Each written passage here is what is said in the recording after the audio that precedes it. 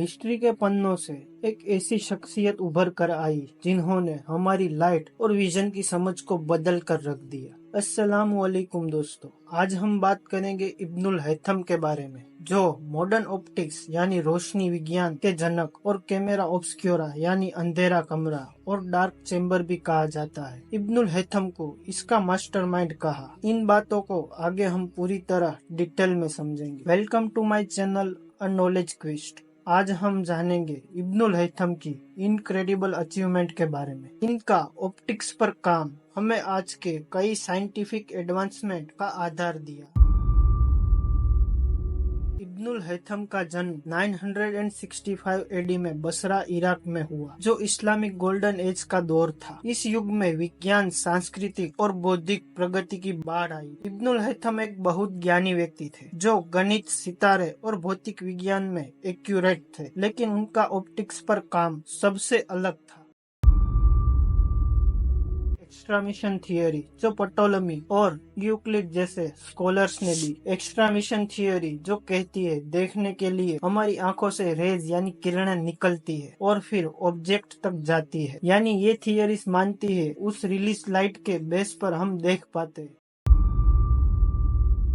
Intermission theory, जो Aristotle ने दी, कहती थी कि हमारे आंखों में से लाइट यानी रेस एंटर होती है, फिर हम ऑब्जेक्ट को देख पाते हैं। इस थियोरी के अनुसार देखने के लिए ऑब्जेक्ट से लाइट पार्टिकल्स आंखों में जाते हैं। इब्नुल हैथम ने इन सब नेशंस को चैलेंज किया और सजेस्ट किया कि विजन तब होती है जब लाइट यानी रेस आंखों में एंटर करती है, सीधे नहीं। इस बात को साबित करने के लिए उन्होंने डार्क रूम, लेंस और रिफ्लेक्टिव सरफेस का इस्तेमाल करके एक एक्सपेरिमेंट किया और दिखाया कि लाइट सीधी लाइन में ट्रैवल करती है और ऑब्जेक्ट से रिफ्लेक्ट होती है, जो आंखों में एंटर करके इमेज बनती है।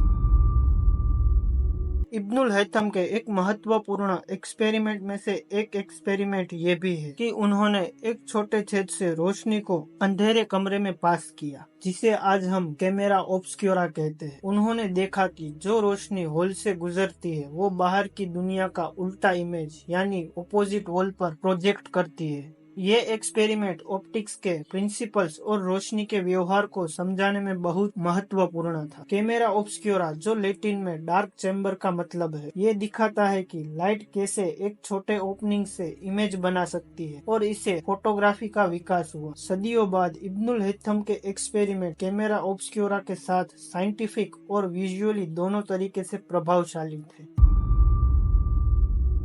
इब्नुल हैथम ने लाइट के रिफ्लेक्शन का भी स्टडी किया, जो है लाइट का टेढ़ा हो जाना जब वो अलग अलग चीजों से गुजरती है। उन्होंने देखा कि रोशनी बिहेव करती है जब वो हवा से, पानी से या ग्लास में जाती है, और इसे ऑप्टिक्स और लेंसेज की समझ में मदद मिली। उनकी बहुत ध्यान से तैयार की गई डॉक्यूमेंटेशन में काफी विस्तार वाले डायग्राम्स और विस्तृत विवरण थे। कॉनकेव और कॉन्वेक्स लेंसेज मिरर के बारे में और उनके प्रकाश पर क्या प्रभाव होता है। ये स्टडी ने आई ग्लास, टेलीस्कोप और माइक्रोस्कोप के विकास में महत्वपूर्ण भूमिका निभाई।